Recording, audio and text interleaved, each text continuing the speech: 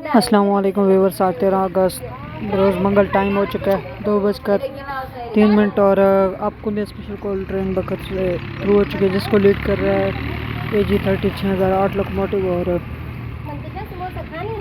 2-3 दिन पहले इसका लोड चला था 2020 टन लोड है इसका। और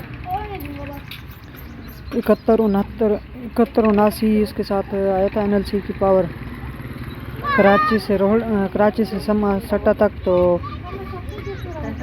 इसने लीड इसको किया था कराची से मार्शलिंग यार्ड पेपरी से समा सट्टा तक, और समा सट्टा से इसकी बुकिंग हो गई थी AG30 6008 की कुंडिया तक। और इसके अनलोडिंग होने के बाद डाउन जब भी कैसी बन के चलेगी।